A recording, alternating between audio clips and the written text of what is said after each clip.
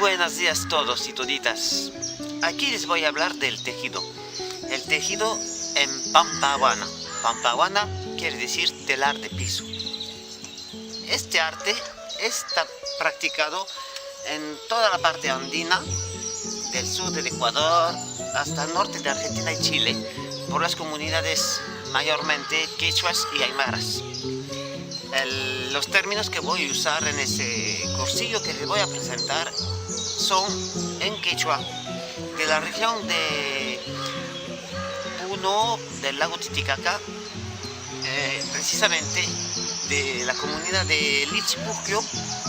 Bueno, brevemente les voy a contar mi historia. Aprendí hace 30 años ese arte de tejer y siempre lo tuve como para un uso familiar, como se debe hacer en las comunidades.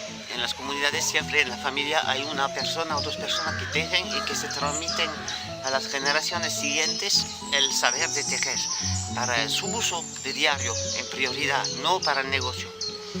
Bueno, ahora hay mucha gente que vende por necesidad también, pero antes la venta se hacía por un cambio, por trueco, de cambiar, por ejemplo, un poncho contra 2 costales de papa o algo así. Digamos que cada uno en cada comunidad tenía unas reglas bien definidas.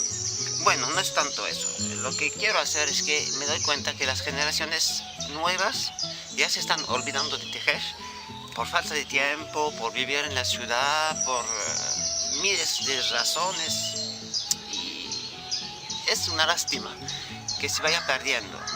Por eso, aprovechando de la tecnología nueva de este nuevo siglo, hablando del web, de internet, el método de enseñamiento por medio de un video me ha parecido una idea simple, fácil y accesible y gratuita para toditos y toditas.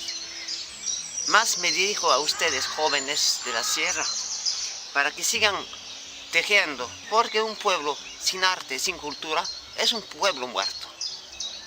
Ama Penjacuspa, ama Yuyarispa, sinchi carajo, sipas cuna, guayna cuna. Ahora nos vamos con ese video y ojalá les dé ánimo.